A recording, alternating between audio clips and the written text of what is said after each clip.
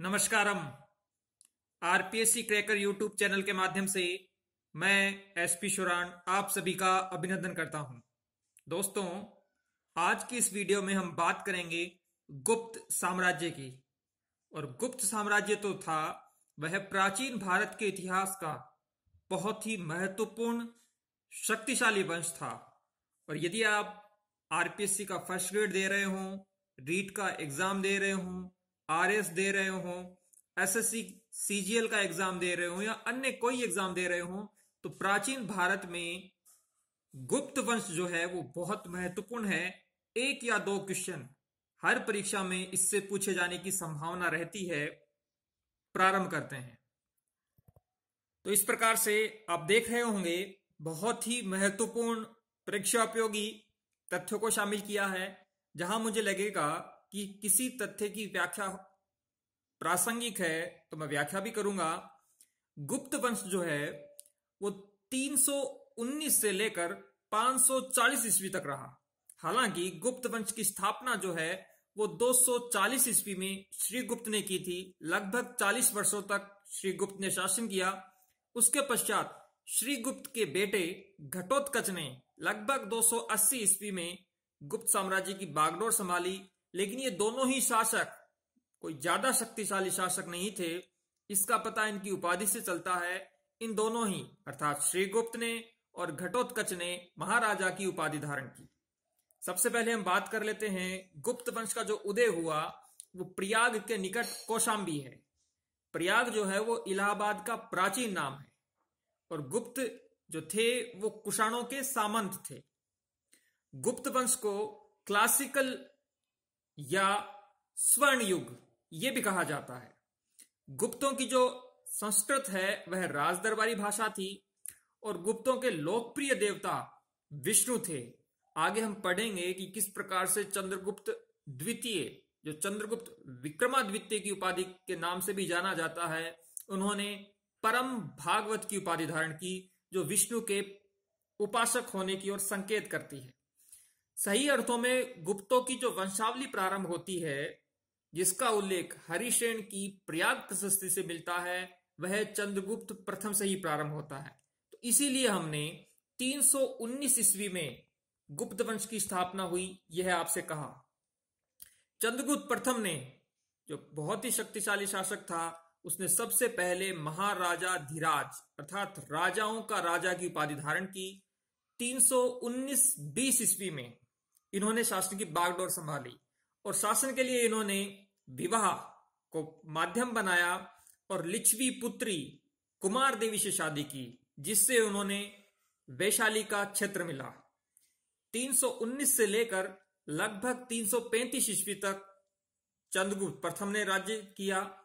इससे संदर्भ में एक बहुत महत्वपूर्ण तथ्य यह भी है कि गुप्त संवत जो है उसकी स्थापना चंद्रगुप्त प्रथम ने की थी 319-20 ईस्वी में। और चंद्रगुप्त प्रथम ने कुमार देवी प्रकार के सिक्के चलाए थे। आर्यभट्ट जो हैं वो भी गुप्त वंश के समकालीन थे, जिन्होंने गणित को एक प्रथम विषय के रूप में स्थापित किया। खगोल विज्ञान और गणितज्ञ थे ये। सूर्य सिद्धांत नामक पुस्तक लिखी, एक और पुस्तक लिखी जिसकी चर्चा हम बाद में करेंगे। चंद्रगुप्त प्रथम के पश्चात इनके बेटे समुद्रगुप्त। अब देखिए, मैंने कहा था पहले कि चंद्रगुप्त प्रथम ने लिच्छवी राजकुमारी कुमार देवी से विवाह किया। तो चंद्रगुप्त और कुमार देवी की जो पुत्र हैं वो समुद्रगुप्त हैं। और समुद्रगुप्त ने कविराज की उपाधि धारण की। गुप्त वंश के सिक्कों में समुद्रगुप्त को वीणा ल्यूट बजाते हुए दिखाया गया है, जिससे समुद्रगुप्त का संगीत प्रेम दिखाई देता है। और हरिसेन की प्रयाग प्रशस्ति में समुद्रगुप्त को लिच्छवी दोहित्र अर्थात लिच्छवियों का दोहिता कहा गया है। हरिसेन जो हैं वो इनके राज दरबारी कवि थे। 2 बार मैं उल्लेख कर चुका हूं कि हरिसेन ने प्रयाग अभिलेख या प्रशस्ति की रचना की। प्रयाग प्रशस्ति के 7वें श्लोक में समुद्रगुप्त की विजयों का उल्लेख है। समुद्रगुप्त ने दक्षिण भारत के 12 राज्यों को हराया था और इस संदर्भ में उन्होंने अर्थात समुद्रगुप्त ने ग्रहण, मोक्ष, अनुग्रह, इस प्रकार की नीति को लागू किया था। हरिसेन की प्रयाग प्रशस्ति यह कहती है कि समुद्रगुप्त ने कुल मिलाकर 39 विजय प्राप्त की थी। और विंसेंट ए स्मिथ ने समुद्रगुप्त को भारतीय नेपोलियन भी कहा है। समुद्रगुप्त ने अश्वमेघ यज्ञ चलाया। सामान्यतः माना जाता है कि जो अश्वमेघ यज्ञ का आयोजन करता था वो एक घोड़ा छोड़ता था। 3 दिन तक वह घोड़ा जिस क्षेत्र में जाता था वो क्षेत्र उस राजा का मान लिया जाता था, और यदि कोई क्षेत्र का व्यक्ति या राजा उसे पकड़ता था तो उसके साथ युद्ध होता था। समुद्रगुप्त ने बौद्ध भिक्षु वसुबंधु को भी संरक्षण दिया। समुद्रगुप्त के 2 बेटे थे, एक था रामगुप्त और दूसरा था चंद्रगुप्त, जो चंद्रगुप्त द्वितीय के नाम से प्रसिद्ध हुआ। बहुत ही रोमांचक कहानी है। शक राजा ने समुद्रगुप्त की मृत्यु के पश्चात गुप्त वंश पर हमला किया, उनके साम्राज्य पर हमला किया। रामगुप्त एक अयोग्य और कायर शासक था। उसने अपनी पत्नी, जिसका नाम था ध्रुवस्वामिनी और कहीं कहीं पर उसका नाम मिलता है दुर्देवी, उसको शक राजा को सौंप दिया। इस बात को लेकर चंद्रगुप्त द्वितीय को अत्यधिक क्रोध आया और उसने शक राजा के साथ युद्ध किया। छद्म वेश में, ध्रुवस्वामिनी के वेश में वो शक राजा के पास गया। उसके पश्चात लड़ाई हुई और उसने अपनी भाभी ध्रुवस्वामिनी को शक राजा के चंगुल से मुक्त करवाया। और उसके पश्चात चंद्रगुप्त द्वितीय और ध्रुवस्वामिनी दोनों का विवाह हुआ। और इन सारी बातों का उल्लेख हमें मिलता है विशाख दत्त के नाटक देवी चंद्रगुप्तम से।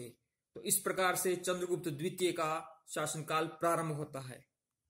चंद्रगुप्त द्वितीय ने, आप देखेंगे कि वैवाहिक संबंधों के माध्यम से अपने साम्राज्य को सुदृढ़ करने का प्रयास किया।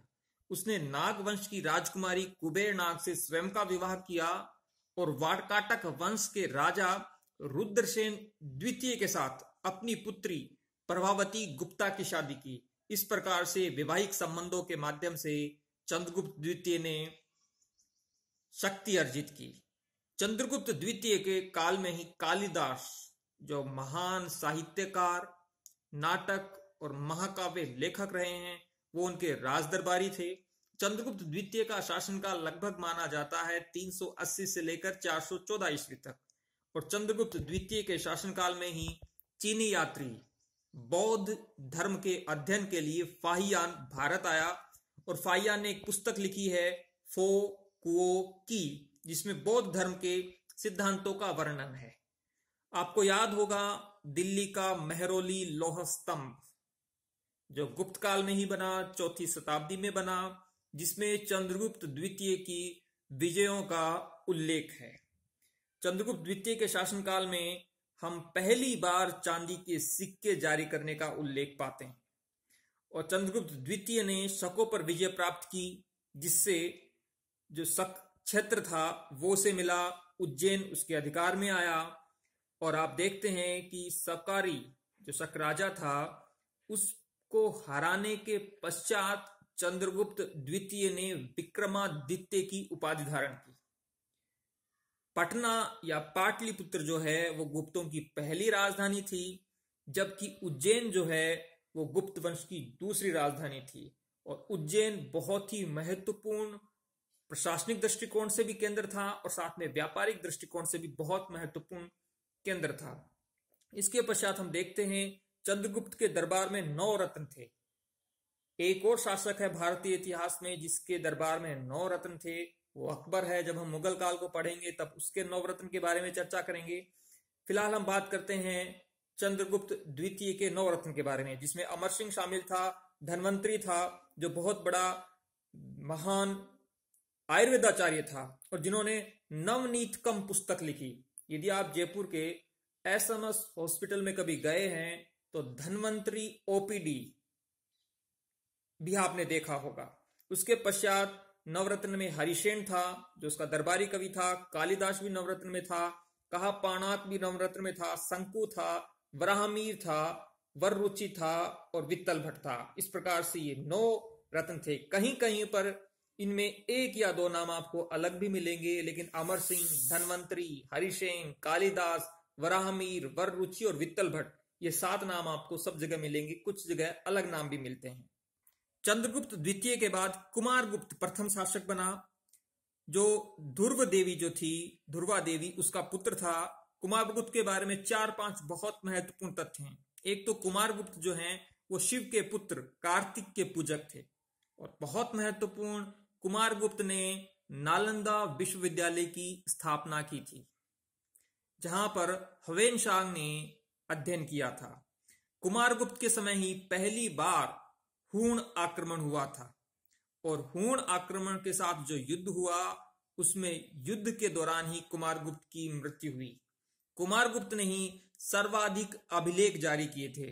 18 अभिलेखों का उल्लेख मिलता है कुमारगुप्त का। और कुमारगुप्त का काल था 1414 से लेकर लगभग 1455 ईस्वी तक कुमारगुप्त प्रथम ने शासन किया। इसके पश्चात एक और महत्वपूर्ण और अंतिम शक्तिशाली शासक आता है गुप्त वंश का, स्कंदगुप्त, जिसने हूणों को हराया और अंतिम, मैंने कहा, महान शासक था। कहोम स्तंभ लेख से सक्रोपम की उपाधि की मिलती है। और स्कंदगुप्त वह शासक था जिसने विक्रमादित्य की उपाधि धारण की। इससे पहले चंद्रगुप्त द्वितीय ने भी की है। और स्कंदगुप्त ने जूनागढ़ झील की मरम्मत करवाई, जिसे सुदर्शन झील कहा जाता है। जूनागढ़ जो है वो गुजरात में है। वहां के जो राज्यपाल थे, गवर्नर थे, जिसका नाम था पर्णदत्त, उनके पुत्र थे चक्रपालित। उन्होंने सही अर्थों में सुदर्शन झील की मरम्मत करवाई है। भीतरी स्तंभ लेख जो है वो स्कंदगुप्त की विजयों का उल्लेख करता है। इस प्रकार से हमने स्कंदगुप्त तक और उसके पश्चात जो भी शासक हुए हैं वो इतने शक्तिशाली नहीं थे। विष्णुगुप्त जो है वो अंतिम गुप्त वंश का शासक था। थोड़ा सा एक बिंदु पे मैं थोड़ा सा चर्चा करना चाहूंगा। नालंदा विश्वविद्यालय। नालंदा विश्वविद्यालय की स्थापना 5वीं शताब्दी में कुमारगुप्त ने की थी, और बख्तियार खिलजी ने नालंदा विश्वविद्यालय को जला दिया था। अभी कुछ वर्ष पूर्व 10 देशों ने मिलकर नालंदा विश्वविद्यालय जहां था बिहार में, उसी के नजदीक नालंदा विश्वविद्यालय के नाम से एक अंतरराष्ट्रीय विश्वविद्यालय की स्थापना की है, जिसके पहले वाइस चांसलर जो हैं वो डॉक्टर अमर्त्य सेन, नोबेल पुरस्कार जिन्हें अर्थशास्त्र में मिला है, उन्हें मनाया गया था। तो इस प्रकार से नालंदा विश्वविद्यालय गुप्त काल में कुमारगुप्त द्वारा स्थापित किया गया था। तो दोस्तों, इस प्रकार से यह गुप्त साम्राज्य का जो राजनीतिक इतिहास है उसे हमने पढ़ा। और अगले वीडियो में हम गुप्तकालीन प्रशासनिक व्यवस्था, उसकी आर्थिक और धार्मिक व्यवस्था को भी अगले वीडियो में पढ़ेंगे। आरपीएससी क्रैकर को आपने अब तक सब्सक्राइब कर लिया होगा, नहीं किया है तो अभी करें। और आप जरूर कमेंट बॉक्स में लिखें कि आपको ये वीडियो कैसा लगा। आप कोई भी परीक्षा दे रहे हो, और गुप्त साम्राज्य बहुत महत्वपूर्ण टॉपिक है, इसलिए निरंतर आरपीएससी क्रैकर से जुड़े रहें। लाइक, शेयर, कमेंट जरूर करें। वंदे मातरम।